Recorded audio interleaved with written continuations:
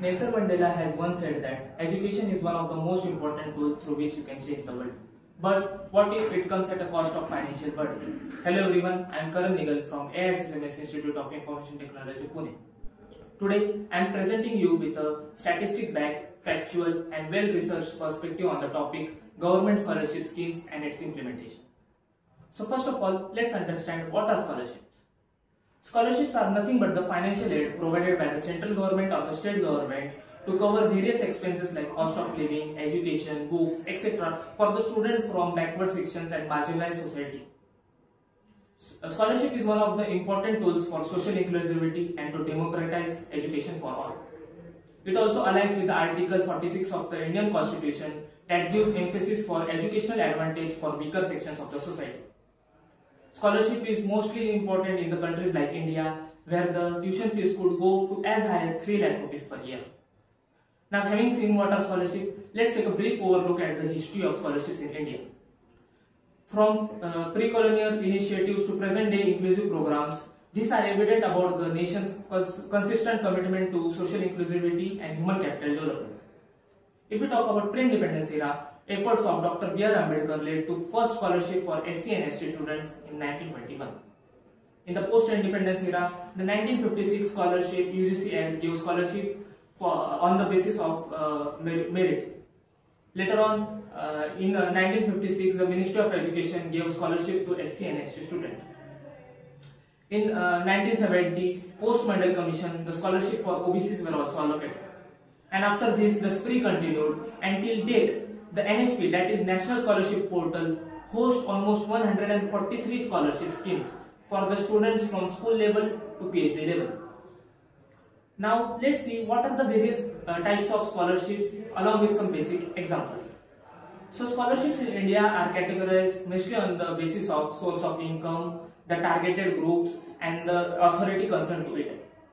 So they are categorized as central scholarship schemes, state scholarship schemes, UGC schemes and special category scholarships. Central scholarship schemes are funded by the union government and are applicable to nationwide students. For example, the CSS, that is Center Sector Scheme, which gives an financial aid of almost 12 to 20,000 rupees to the student in the PG and UG program. In the state scholarship schemes, they are funded by the government and tailor-made according to the local needs. For example, in Maharashtra, Rajashri Shahu Maharaj Shikshan Shulka Shishyavriti is allocated to ABC student. The UGC scheme like Pragati gives financial aid to the girls for higher education.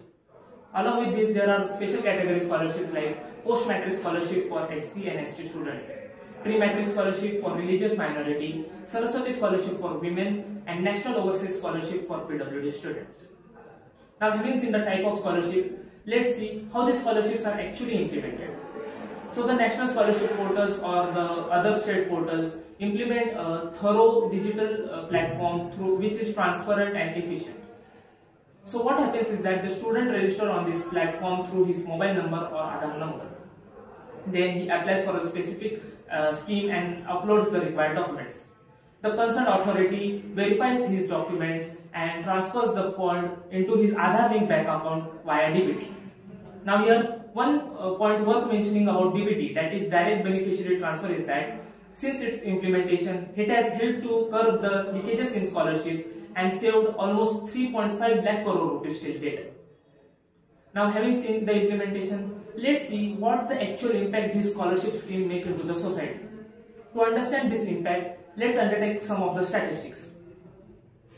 Scholarships in India every year benefit almost 18 million students and give scholarship worth 370 crore rupees. If we talk about the public schools, due to scholarship, the absenteeism has been reduced by 35%. The dropout rates have been reduced by 18% and the gross enrollment ratio has been increased by 15% in last decade. If we talk about the higher education, the gross enrollment ratio has been as high as 28 to 30% due to scholarships. If we talk about gender parity, among the minority schemes, the 50% of the scholarship is being benefited by the girls only. All these statistics are evident in itself the positive impact this scholarship makes into the society. Now, even though it's so much meaningful impact, there are some of the major concerns regarding scholarships. The first and the foremost concern is the consistent decline in the number of beneficiaries and the fund allocated to the scholarship schemes. For example, after COVID, the number of beneficiaries of ST schemes has been reduced by 50%. There has been 60 lakh dropouts from SC and ST students in the public school.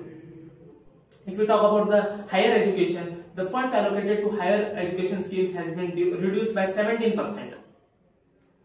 And 50% of the students have not been allocated their NOS funds. Along with this, other major concerns are corruption, the underutilization of funds, technical issues, the exclusion of general poor class, etc. Now, to overcome these problems, here are some of the reforms recommended. The first reform is to increase the budget allocated to education to 6% as per the National Education Policy. The second is to increase the funds allocated to the scholarship schemes. Next is to implement AI workflows into the portal to improve the verification process. Fourth, to use cutting-edge technology like cryptocurrency and blockchain to avoid corruption. Next is to form a national level committee to rethink about the inclusivity of various schemes. And last but the most important is to form a public plus private plus NGO based model which will work together to efficiently implement various scholarship schemes in India. In the last, I would just like to say that having seen this topic so thoroughly and deeply, I leave it to your consciousness to decide and conclude about the topic. I would just like to say in the end that scholarship not only fund education, but they unlock dream, they empower future and build a nation where every mind shines. Thank you.